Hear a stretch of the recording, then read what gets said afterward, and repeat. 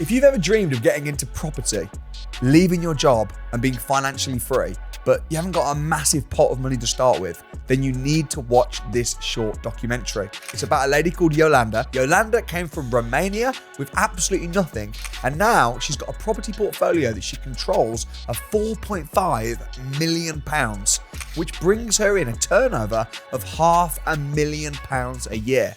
How is she bringing in so much money? This is called emergency accommodation. In this short documentary, you're not just going to hear about emergency accommodation, you're going to actually see the properties that she's got, how she's acquired them, and how you can do the same thing too. Over the last couple of years, I've got to know Yolanda really, really well, and she's one of the most sweet, kind people you'll ever meet, but she's an absolute killer when it comes to business. And I think you're going to find this really inspiring, but also learn a ton as well. So take good notes, sit back, enjoy the documentary, and welcome to yet another Winners on a Wednesday.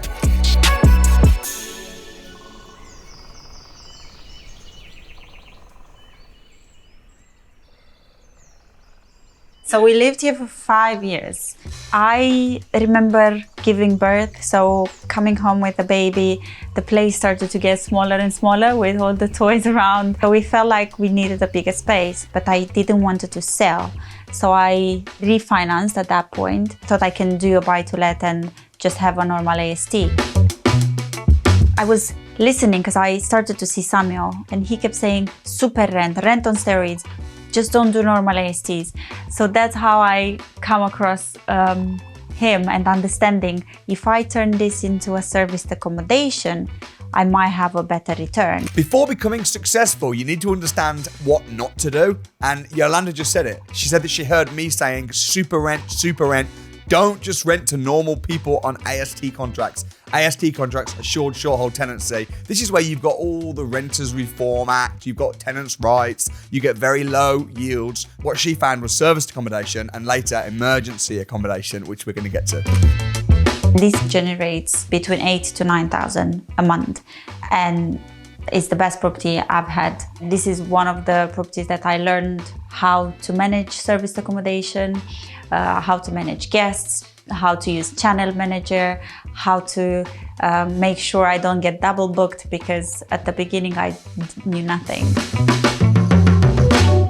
So I grew up in Romania. We didn't have a lot. When I was living with my mom and dad, we had a one contained unit with kitchen and bathroom with the toilet outdoors, but it was very tiny. For 3 of us, it was very small.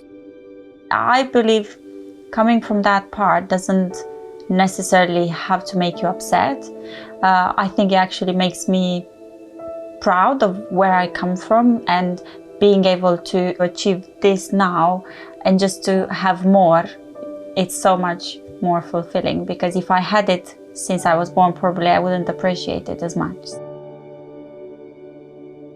You know, pigeons back on the balcony. We had so accommodating, even the wildlife's allowed. 3 small birdies giving birth on the balcony. They got more eggs in the back on the balcony.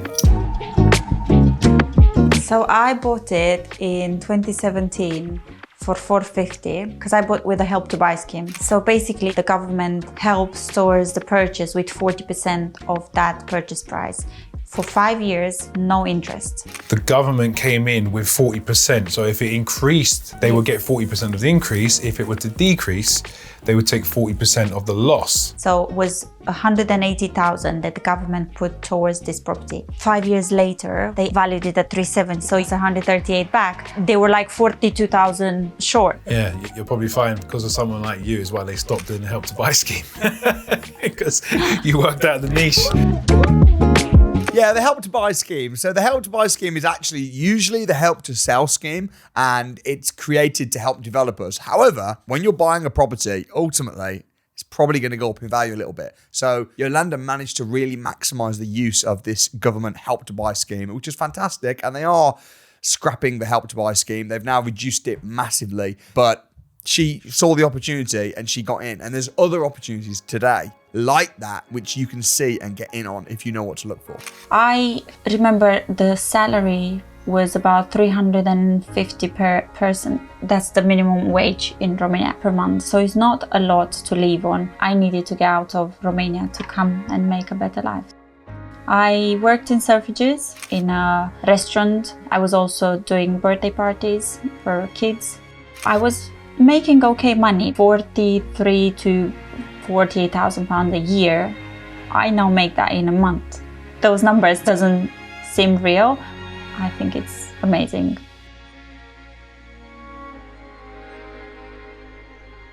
We're here at one of my emergency accommodation properties. This is actually a house split into 2 flats. I'm in a partnership with the landlord. It actually averages between 1,000 to 1,800 a month. So it's about 800 a month you're getting from this is what you're profiting. Emergency accommodation is similar to a hotel. Council paying on a nightly basis. Their guests, they hear it could be a month to 12 months or even 12 years.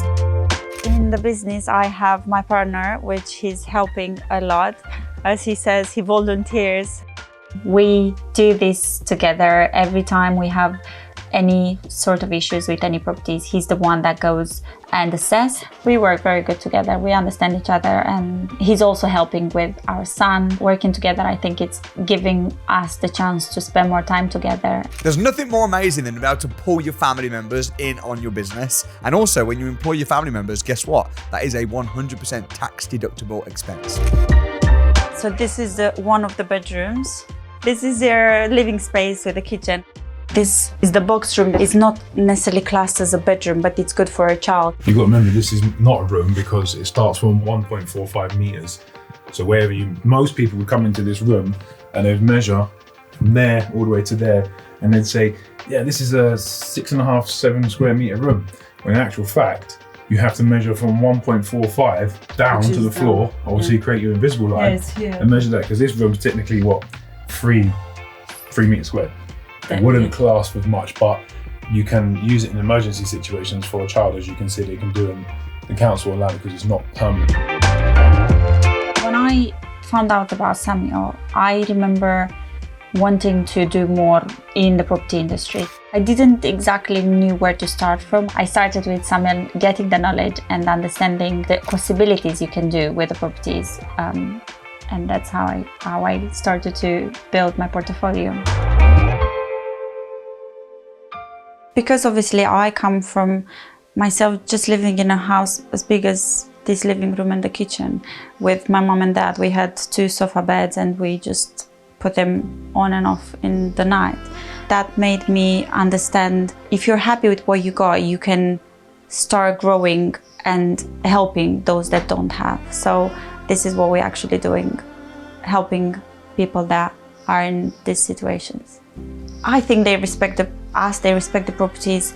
Although people feel emergency council tenants would not care, I think they actually care the most, in my opinion. Where she's come from is amazing because they come from nothing. I've been to Romania. Romania is very basic. The houses are technically rooms, but it's the mindset that she's got now. Is, I don't know if it's a hunger, but she's, thriving to keep go forward and forward. And she's so good now, speaks publicly, and she's so comfortable. And from what she come from to what she's now, it's just like she's a million miles ahead of where she started. I couldn't find a better example for my son. Hello, how are you doing? Hey, how are you doing? So we're here at one of our emergency accommodation property. This is actually the property that almost having us losing more than 20,000, but we didn't give up, and we here with it today after 12 months with having the emergency council in it. Did you hear that? She actually lost £30,000 on one of those deals, and she said it was a bit disappointing, but we didn't stop, we just continued. That's the thing. Rich people, and she's now rich. I mean, turning over £500,000 a year, all these properties. She's certainly, to most people, she's now rich. But rich people, they're prepared to lose money as well as make money. If you're a billionaire, you probably risked millions of pounds to become a billionaire. And if you're a millionaire, you probably risked hundreds of thousands of pounds. I mean, she lost 30 to become a millionaire. And the problem with a lot of broke people is they want to risk nothing but become rich. You've got to risk something, I'm running a property investors crash course. It's a 1-day full intensive program with me personally. And tickets right now are just £1. And here's the thing. Some people say, oh, it's £1. What if it doesn't work? Oh, I've got to travel all the way to Birmingham or Manchester or London or wherever it is. Oh, I don't know if I can risk that, or I don't know if I can be bothered. She lost 30 grand.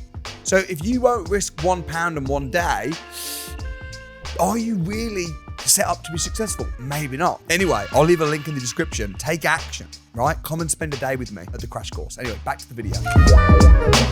We refurbed this property. This wall here was created by one of the builders because we wanted to have the division between having a separate room there and the living space here. There's 3 bedrooms upstairs, so we had to plaster 2 of the bedrooms, decoration throughout the whole property, the kitchen counter.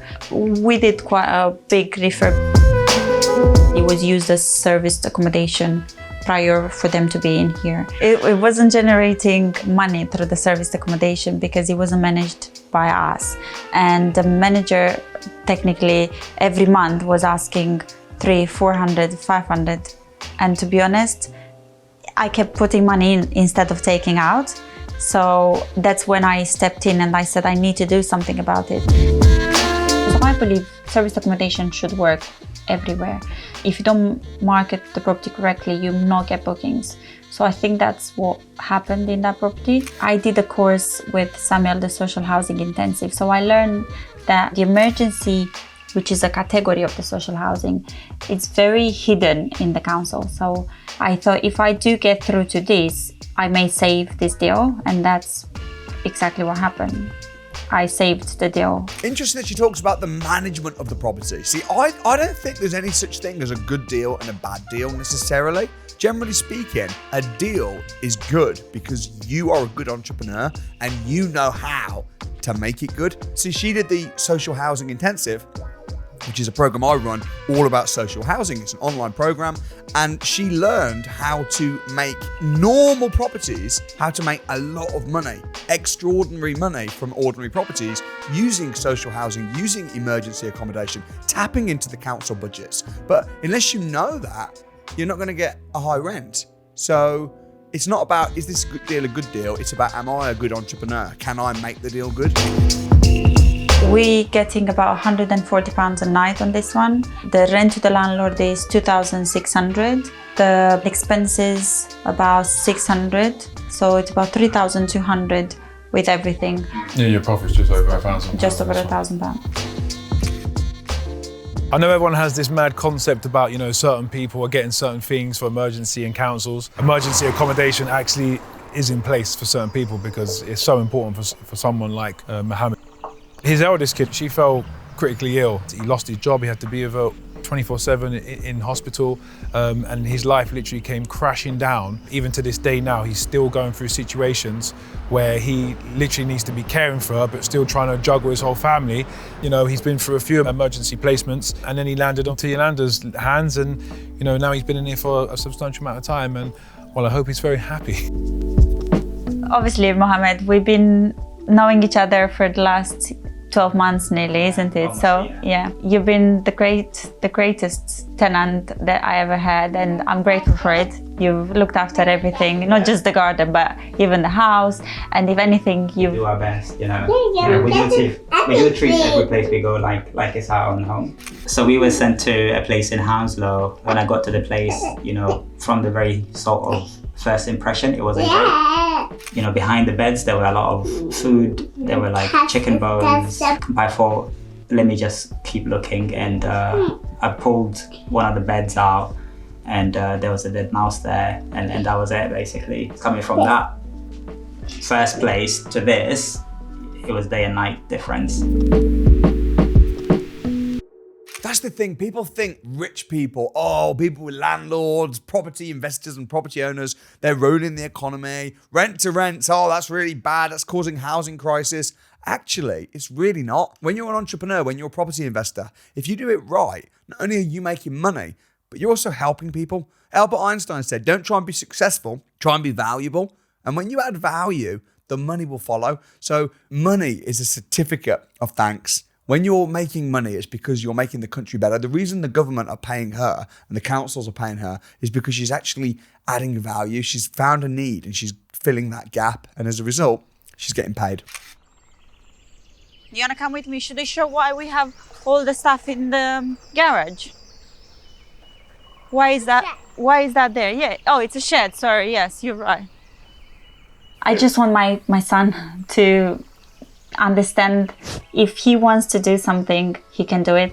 He's not very fan of school, so I know eventually he will. He keeps saying I don't like school, so I know he eventually will come on board with us. Well, this is replacing fridges from different properties, so we end up having it here instead of throwing it. We used to have beds, mattresses, so this is like a storage where we keep all the stuff to put into the properties when we take on. I 100% believe if it wasn't for the academy, I would have not been in this position. I've learned so much and I've met so many good people through the academy, which I will always be grateful forever. Back home, we actually built a house from the ground up.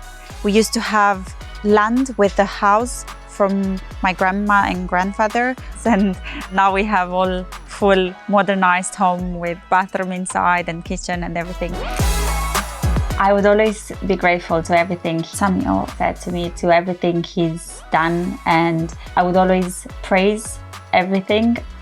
To anyone that I meet, I always say, just come and be part of the academy. You will never regret this. Why don't you drop a nice comment for Yolanda in the comment box below? I'm sure she'll be reading them and connecting with people. And who knows, it might be you on a Winners on a Wednesday in an upcoming video when you've built up your property portfolio. And if you want to get started, then don't forget, come and join me at the crash course where I can show you exactly what to do step by step. So don't forget to get your ticket registered, link in the description, and I'll see you there.